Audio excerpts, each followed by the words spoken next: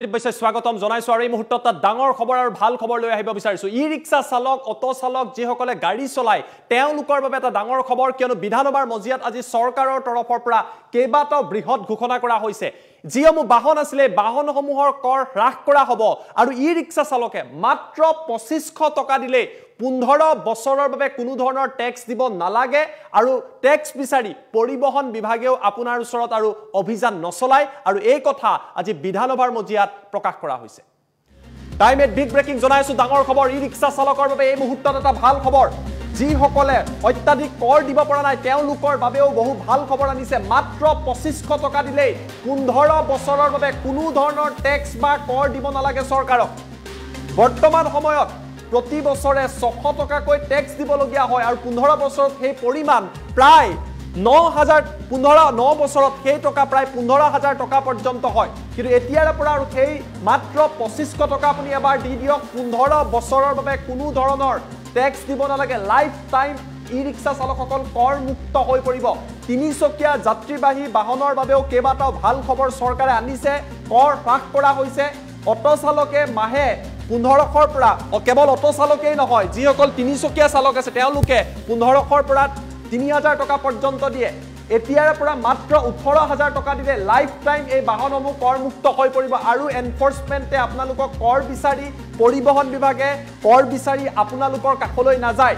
ৰাস্তাত ট্যাক্সৰ বাবে কোনো ধৰণৰ কৰৰ বাবে কোনো ধৰণৰ অভিযান চলোৱা নহয় আজি বিধানসভাৰ মজিয়াত এই কথা প্ৰকাশ কৰি দিয়া হৈছে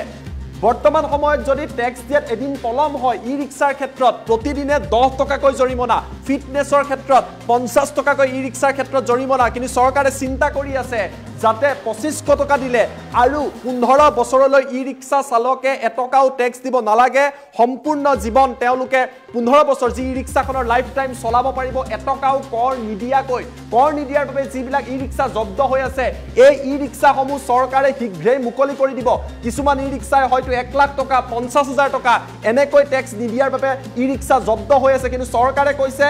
এই ই ৰিক্সা সমূহ অতি শীঘ্ৰে মুকলি কৰি দিয়া হ'ব মুখ্যমন্ত্ৰীৰ নেতৃত্বত ইয়াক লৈ চিন্তা চৰ্চা কৰি থকা হৈছে ডক্টৰ হিমন্ত বিশ্ব শৰ্মাই কৈছে নাইট সুপাৰৰ পৰা আৰম্ভ কৰি প্ৰতিটো ক্ষেত্ৰত কৰ কমাই দিয়া হৈছে অত্যাধিক যাতে কৰ দিব নালাগে ই ৰিক্সাত এবাৰ যদি 2500 টকা দিয়ে 2500 টকা দিলে 15 বছৰৰ বাবে এটকাও দিব নালাগে আপোনাৰ ওচৰত এনফোৰ্সমেন্টটো নাহে পৰিবহন বিভাগো নাহে ট্যাক্সৰ বাবে ই ৰিক্সা জব্দ নকৰে কেইবাটাও নিয়ম অনা হৈছে অটোৰ ক্ষেত্ৰত অনা হৈছে তিনিচকীয়াৰ ক্ষেত্ৰত অনা হৈছে নাইট সুপাৰৰ ক্ষেত্ৰত অনা হৈছে আৰু এই কথা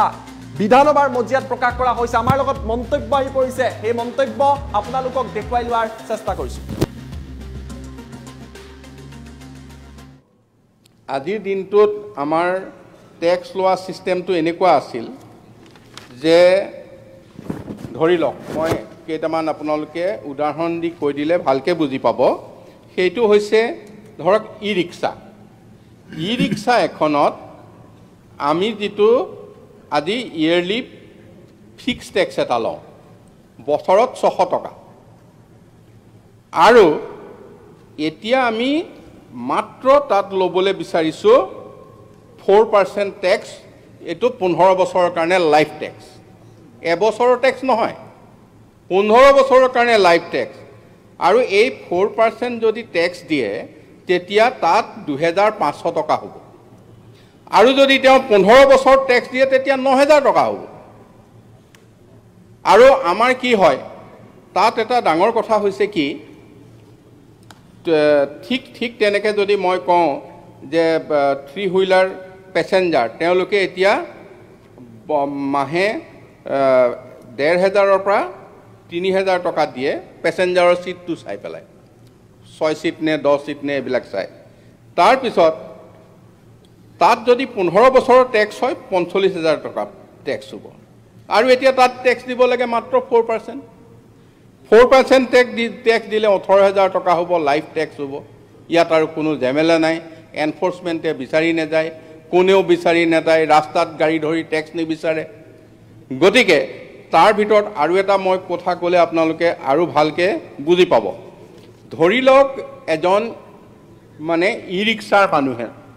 ই ৰিক্সাৰ মানুহে প্ৰথম বছৰ গাড়ীখন কিনুতে 600 টকা ট্যাক্স দিলে পিছৰ বছৰ তেওঁ কিবা কথাত ৰৈ ট্যাক্স নিদিলে আজিৰ আইনখনত কি আছে যে এদিন যদি তেওঁ টেক্স দিয়া দেৰি কৰে তেতিয়াহ'লে তেওঁৰ 10 টকা ফাইন আকৌ তেওঁৰ যদি ফিটনেছৰ কাৰণে এদিন দেৰি হয় তেতিয়াহ'লে তাত 50 টকা ফাইন মই এটা বছৰৰ হিচাপ কৰি দেখিছোঁ কিন্তু বহুত বছৰ আছে বহুত বছৰ ধৰি টেক্স নিদিয়াকৈ আছে বহুত বছৰ ধৰি পেলাই টেক্স নিদিয়াকৈ আছে তেতিয়া ইয়াত কি হৈছে যে আমি যদি ধৰোঁ এবছৰ এজন ই ৰিক্সাৰ মানুহে টেক্স ফেইল কৰিলে তেতিয়া তেওঁৰ 3650 টকা তেওঁৰ ফাইন হ'ব এবছৰত আৰু তেওঁ ফিটনেছৰ কাৰণে ফাইন হ'ব 18250 টকা 22500 টকা এক বছৰ যদি কেনেবাকৈ ফেইল হ'ল আৰু এক বছৰ নহয় 3 4 5 6 বছৰ ফেইল হয় য'ত মানে ৰিক্সাৰ দামতকৈ টেক্স বেছি হৈ যায় এতিয়া আমি 2500 টকা দিলে 15 বছৰলৈ টেক্স দিব নালাগে ইমানখিনি সুবিধা এই সংশোধনীত আনি দিয়া হৈছে এইবাৰ সংশোধনী টেক্স কিবা বঢ়াবলৈ নহয় এইবাৰ সংশোধনী হৈছে যে সকলো বিশেষকৈ যিবিলাক ই ৰিক্সা হওক অটো চালক হওক বা মেজিক হওক বা এইবিলাক সৰু ফ'ৰ হুইলাৰ হওক সকলোৰে কাৰণে গোটেই আইনখনতে ভাগকৈ দিয়া হৈছে মই যদি এটা উদাহৰণ দিওঁ আপোনালোকে আজিৰ দিনটোত আমাৰ হাতত থকা তথ্য মই দুই এটা লৈ আহিছোঁ তথ্য ই ৰিক্সা এখনৰ মই যদি তথ্য দিওঁ AS01ER0154 এই ই ৰিক্সাখনৰ এৰিয়াৰ হৈ আছিল 3000 টেক্সৰ ফাইন হ'ল তেওঁলোকৰ 8970 টকা এই দুটা মিলি হ'ল 11970 টকা তাৰপিছত তেওঁৰ ফিটনেছ ফাইন হৈ আছে 95,750 টকা আৰু টোটেল অফেন্স ফাইন হৈ আছে 8000 এই ই ৰিক্সাখনৰ যদি তেওঁ আজি মুক্ত হ'ব লগা হয় 1,15,720 টকা দিলেহে তেওঁ মুক্তি পাব এইটো মানে মই বহুত গাড়ী তেনেকৈ 3 হুইলাৰ পেছেঞ্জাৰ মই এটা উদাহৰণ দিছোঁ এতিয়া ই ৰিক্সাখনৰ দাম কিমান আৰু তেওঁৰ ফাইন এখতে হৈ গ'ল কিমান আজি তেওঁ সেইখন খুলি নিব নোৱাৰা এটা অৱস্থালৈ গ'ল এই কথাটো মাননীয় মুখ্যমন্ত্ৰী ডাঙৰীয়াই বিবেচনা কৰি আছে যে এনেকুৱা ধৰণে যিসকলে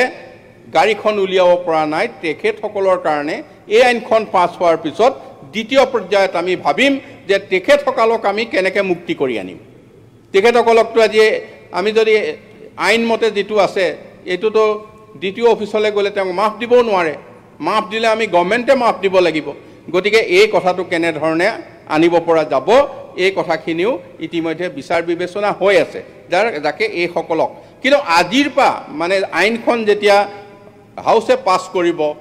নটিফিকেশ্যন হ'ব সেই দিনাৰ পৰা যাতে এনেকুৱা সমস্যা নাথাকে এই কথাটো আপোনালোকৰ যেনেকৈ আমি ই ৰিক্সাত লৈছোঁ ঠিক তেনেধৰণে এইবিলাক আমি 3 হুইলাৰ পেছেঞ্জাৰত লৈছোঁ 3 হুইলাৰ গুডছত লৈছোঁ 4 হুইলাৰ পেছেঞ্জাৰত লৈছোঁ 4 হুইলাৰ গুডছত লৈছোঁ এই আটাইবিলাক কথা আমি সকলোকে লাইফ টাইম টেক্স এটা বহুত কমত 15 বছৰত যদি তেওঁ 1 লাখ টকা টেক্স দিব লগা হ'ল তেতিয়া হয়তো 20,000 25,000 তেওঁৰ আদায় গতিকে ঠিক তেনেধৰণে গোটেই সংশোধনীকেইটা অনা হৈছে এই সংশোধনীকেইটা আচলতে হাউচে আমি আদৰণি জনাবলগীয়া আমি আশা কৰিম যে এইখিনি আপোনালোকে গ্ৰহণ কৰিব আৰু এই সংশোধনীকেইটা যেতিয়া আমি পাছ কৰি দিম এতিয়া ই ৰিক্সাৰ টেক্সটো আমি 2% লৈছোঁ আজিৰ দিনটোত এইটো তেখেতসকলে চোৱা নাই এইটো 2%তে আছে আৰু এটা কথা শেহতীয়াভাৱে আহিছিল যে ক'লে যে এইটো 3,000 5,000 এইবিলাক যিটো আমি নাইট ছুপাৰত যাওঁ বা ক'ৰবাত যাওঁ এই যিবিলাক ডাঙৰ গাড়ী মানে ছুপাৰ স্পেচিয়েল যিবিলাক গাড়ী সেইবিলাক গাড়ীৰ এটা সিটৰ টেক্স আছিল 6,000 বছৰত এতিয়া আমি 3,000 কৰি দিছোঁ আধা স্লিপাৰ 12,000 টকা আছিল 12,000 পৰা আমি ডাইৰেক্ট 5,000 কৰি দিছোঁ আধাতকৈও কম গতিকে সকলোতে টেক্স কমোৱা হৈছে, ইয়াত টেক্স বৃদ্ধি কৰা হোৱা নাই। আৰু বিশেষকৈ e rickshaw, auto rickshaw, four wheeler, taxi ভাড়া মৰাসকলৰ যিবিলাকে ফ'ৰ হুইলাৰ টেক্সি ভাড়া মাৰি আছে বা অন্যান্য এই গোটেই একে ডাঙৰ বাছৰ বাহিৰে বাকীবিলাক সকলোকে সি কমাৰ্চিয়েল হওক, সি প্ৰাইভেট হওক, লামচাম টেক্স এটা আমি লাইফ টেক্স এটা লৈ 15 বছৰলৈ তেওঁলোক মুক্ত। ৰাস্তাত কোনো গাড়ী ধৰা-ধৰি নহ'ব, ক'তো কোনো অসুবিধা নহ'ব, এনফৰ্চমেণ্ট ঘূৰি থাকিব নালাগে। গতিকে তেওঁলোকৰো শান্তি, আমাৰ অফিচাৰৰো শান্তি, আৰু টেক্সটো যি পাম আমি চৰকাৰে কম বেছি যি পালোঁ একেবাৰতে পাই পেলাই এই কথাখিনি আমি আমাৰ বিশেষকৈ পৰিবহণৰ ক্ষেত্ৰত আজি কিছুদিনৰ পৰা যিটো আমি দেখিছোঁ যে আমাৰ সকলো বিধায়কে গম পাব, আজি ই ৰিক্সা ধৰিলেও যায় বিধায়কৰ ওচৰলৈ, অটো ধৰিলেও যায়, এৰুৱাই দিবলৈ কয়, এৰুৱাই দিবলৈও আইনমতে অফিচাৰে এৰুৱাই দিব নোৱাৰে ফাইন নোহোৱাকৈ। গতিকে এনেকুৱা ধৰণৰ যিখিনি সমস্যা আমি সকলোৱে দেখিছোঁ, এই সকলো সমস্যা আজি মাননীয় মুখ্যমন্ত্ৰীৰ এটা বিশেষ তত্বাৱধানত তেখেতৰ মানে গাইডেন্সত আৰু ইচ্ছাৰ কাৰণে এইখিনি আমি উঠাই ল'বলৈ চৰকাৰে সিদ্ধান্ত লৈছে।